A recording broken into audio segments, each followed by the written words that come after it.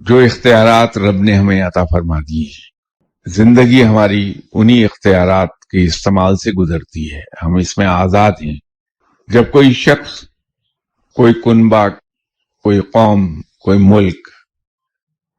حرص اور لالچ کا شکار ہو جاتے ہیں، اور حرص اور لالچ کا شکار انسان اسی وقت ہوتا ہے جب وہ اپنی چادر سے زیادہ پاؤں پھیلانے لگے، جب اپنے وسائل سے باہر جا کر زندگی گزارے۔ ہم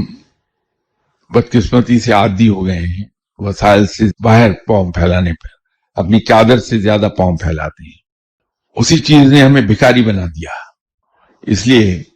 کہ جو کوئی بھی کچھ ہمیں دیتا ہے، چاہے وہ کوئی سا ملک کیوں نہ ہو، وہ اپنی غرض کے تحت دیتا ہے، وہ ہم سے اس کا معاوضہ وصول کرتا ہے۔ دو مسلمان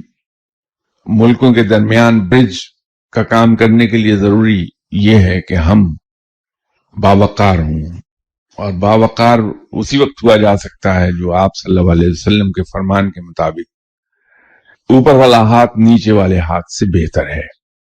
تو جس دن ہم اپنے وسائل کے اندر رہنے لگیں گے، ہمارے پاؤں ہماری چادر کے مطابق پھیلیں گے، اور جس دن ہم نے ہاتھ پھیلانا بند کر دیا، ہم اس قابل ہو جائیں گے، اور دعا فرمائیے کہ دوبارہ سے ہم باوقار ہو جائیں اقوام عالم کی نظر میں، تو انشاءاللہ ضرور ہم برج کا کام کریں گے۔